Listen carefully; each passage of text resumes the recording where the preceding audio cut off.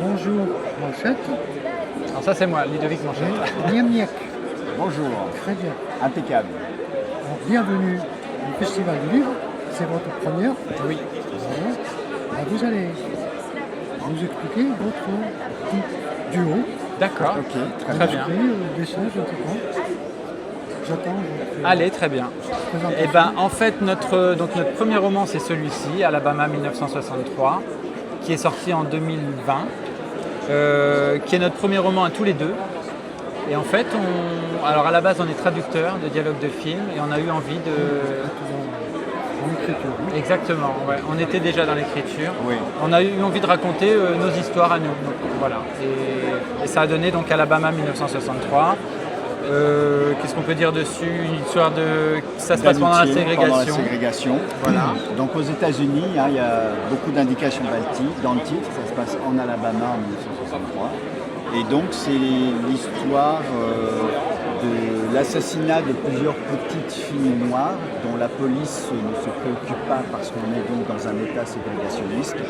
Et un détective privé blanc qui est chargé de l'enquête par le père d'une des victimes a l'idée de s'associer avec sa femme de ménage qui est noire pour l'aider à ouvrir un petit peu les portes de cette communauté qui lui est fermée. Voilà, ça c'est le premier roman. Voilà. Ensuite, notre deuxième roman, c'est celui-ci, America. Toujours un petit peu. Ouais, toujours aux États-Unis. Toujours recherché en Amérique. Voilà, Ouais. mais 10 ans plus tard, dans les années 70, en 73 exactement. Et donc on suit cette jeune fille qui part à la recherche de sa sœur et qui va traverser les États-Unis pour tenter de retrouver sa sœur qui est partie un an plus tôt en lui disant qu'elle lui donnerait des nouvelles en arrivant à Los Angeles. Et un an plus tard, la petite fille, notre jeune héroïne, n'a toujours pas de nouvelles de sa grande sœur, donc elle décide de partir voir ce qui lui est arrivé. Voilà, c'est une sorte de journal de voyage en fait. On s'est mis dans la peau de cette adolescente et c'est un roman plus léger que Alabama. C'est plus un conte initiatique, voilà, à la Forrest Gump. Voilà.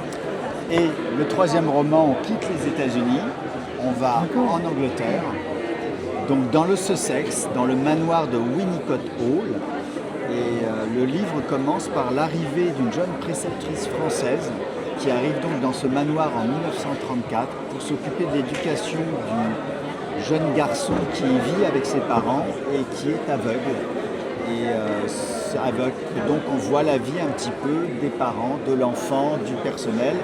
Il n'y a pas beaucoup de gens parce que le manoir a la réputation d'être hanté et ce petit garçon aveugle, effectivement, qui a développé ses autres sens, a le sentiment qu'ils ne sont pas tout seuls entre ses mains.